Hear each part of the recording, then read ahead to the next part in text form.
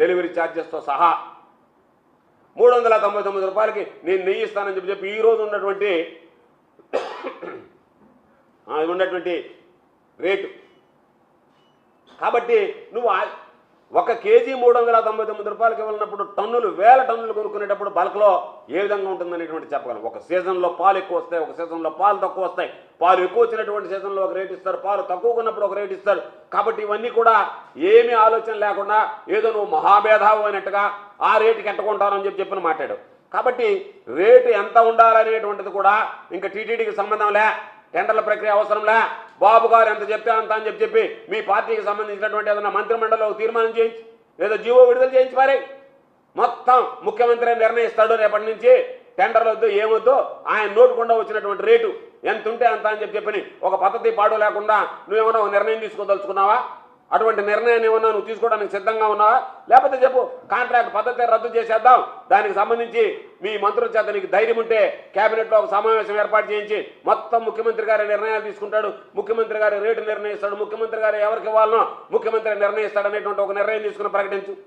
పోతే ఈరోజు ఏదైనా సరే దానికి సంబంధించి ఒక ప్రొసీజర్ ఉంటుంది, దాని ప్రకారం నడుచుకుంటాం.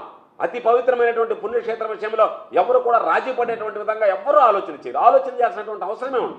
కాబట్టి అవన్నీ పక్కన పెట్టి ఈరోజు ఏదో మామూలుగా నువ్వే సర్టిఫై చేస్తే సరిపోయేటట్టుగా గతంలో అంతా నువ్వే ఇచ్చినట్టుగా నువ్వే సర్టిఫై చేసుకుంటా రాష్ట్రానికి ముఖ్యమంత్రిగా ఉండేటువంటి వాడివి ఈరోజు నందిని నెయ్యి గురించి మాట్లాడాడు. మేము ఉన్నప్పుడు మొత్తం నందిని బ్రాండ్ నెయ్యి అని మాట్లాడాడు. నేను అడుగుతున్నా, 2015 నుంచి 2019 వరకు ఎన్ని సంవత్సరాలు నువ్వు నందిని బ్రాండ్కి సంబంధించినటువంటి నెయ్యి వాడావో దాని మీద సమాధానం చెప్పు. 6 నెలలకు మించి నువ్వు వాడావా? 2015, 2019 మధ్య మా దగ్గర ఉన్నటువంటి రిపోర్టు ప్రకారం నీకు కావాల్సినటువంటి ఆధారాలన్నీ చూపిస్తాం. ఎవరు L1 వచ్చారు, ఎవరు ఎంత ఇచ్చారు, ఎవరు రివర్స్ టెండర్లో పార్టిసిపేట్ చేశారు, అన్నీ 2014 నుంచి 2024 దాకా ఇస్తాం. నీ హయాంలో నువ్వు మన నీలిగా మాట్లాడతా నంది బ్రాండ్కి సంబంధించి కాకుండా ఎందుకు మిగతా బ్రాండ్కి పోయావు? నీ హయాంలో ఎందుకు వాడలేదు నువ్వు నంది బ్రాండ్? అంటే ఎదుటోడికి చెప్పేదానికి నీతులు ఉంటాయా? నువ్వు నేను నీతి మాలినోడిని, నేను మీకు ఎదుటోళ్ళకి మాత్రం నీతులు చెప్తానని చెప్పదలుచుకున్నావా? దానిలో భాగంగా నువ్వేం చెప్పావు? దానికి సంబంధించి నెయ్యి సప్లైలో కూడా ఎన్ని అబద్ధాలు చెప్పాలని అన్ని అబద్ధాలు చెప్తే ఈరోజు మా చూసినటువంటి దాని ప్రకారం చెప్పు.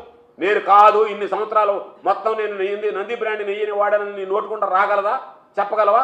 కానీ నువ్వు మొన్న ఏం చెప్పావు? నంది బ్రాండ్ వాడకుండా మిగతా బ్రాండ్లు ఎందుకు వాడాను? నీ హామీలో నువ్వు ఎందుకు వాడలేదు? ముందు దానికి సమాధానం చెప్పు. జనాల దృష్టి మరచి ఏదో జరగరాంది జరిగిపోయిందని చెప్పడానికి మీ కొడుకే ఉన్నాడు.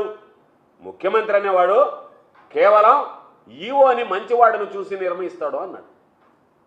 ఆ నియామకం ఒక్కటే ముఖ్యమంత్రి తీసుకునేటువంటి చర్య అన్నాడు. అటువంటిది సిగ్గు ఎగ్గు లేకుండా మీరు మాట్లాడుతున్నారంటే నీ కొడుకు చెప్పినటువంటి మాటే మాకు సంబంధం ఉండదు, ప్రభుత్వానికి సంబంధం ఉండదు, ముఖ్యమంత్రికి సంబంధం ఉంటుంది, ముఖ్యమంత్రికి సంబంధం ఉండదు, ముఖ్యమంత్రికి సంబంధం ఉండదు కాబట్టి సమర్థవంతమైనటువంటి అధికారిని అక్కడ ఉన్నటువంటి ధర్మకర్తల మండలిని నియమించేదే మా బాధ్యత అని చెప్పాడంటే నువ్వు నిస్సిగ్గుగా ఈరోజు జగన్మోహన్ రెడ్డి గారి మీద విమర్శలు చేస్తున్నావంటే నీకు రాజకీయంగా పబ్బం గడుపుకోవడానికి రాజకీయంగా విమర్శలు చేసి ఏదో ఒక విధంగా దీన్ని జగన్మోహన్ రెడ్డి గారి మీద బురద చల్లాలనేటువంటి ఆలోచన ఉన్నట్టు అర్థం ఉందా లేదా? కాబట్టి దురదృష్టకరమైనటువంటి సంఘటన ఏంటంటే ఇంతమంది ఆరాధ్యదయమైనటువంటి వెంకటేశ్వర స్వామిని కూడా వదిలిపెట్టకుండా దేవుడు లాంటి పిల్లనిచ్చినటువంటి మామకు వెన్నుపోటు పొడిచినటువంటి చంద్రబాబు చివరికి కలియుగ దైవం వెంకటేశ్వర స్వామిని కూడా విడిచిపెట్టకుండా ఆయన్ని కూడా అడ్డు పెట్టుకుని నీచమైనటువంటి రాజకీయాలకు పాల్పడేటువంటి పరిస్థితి రావడం నిజంగా దౌర్భాగ్యం. కాబట్టి ఈరోజు నువ్వు మాట్లాడావు, నేను శ్యామలరావును పెట్టి దానిని ప్రక్షాళన చేయడానికి పూనుకున్నానని. శ్యామలరావును పెట్టి ప్రక్షాళన చేయడానికి పూనుకున్నావా? శ్యామలరావు లాంటి అధికారిని పెట్టి ఆ దేవాలయానికి లేనిపోయినట్టు ఉన్నటువంటి పవిత్రతను చెడగొట్టి అపవిత్రతను అంటగట్టడానికి ఈరోజు నువ్వు ప్రయత్నం చేస్తున్నావు అనేటువంటి దాని మీద స్పష్టత ఇవ్వాల్సినటువంటి అవసరం ఉంది. కోట్ల మంది భక్తులకు సంబంధించి ఈరోజు వాళ్ళ మనోభావాలు గాయపడ్డాయి, దెబ్బతీశారు. కాబట్టి తిరుమల తిరుపతి ఈవో గారికి ఒక చిన్న సూచన ఇస్తున్నాను నేను. ఎందుకంటే అధికారాలు ఉంటాయి పోతాయి, అధికారులు అనేవాళ్ళు శాశ్వతం కాదు. కానీ ఈరోజు ఈవోగా నియమింపబడ్డటువంటి మీరు మీ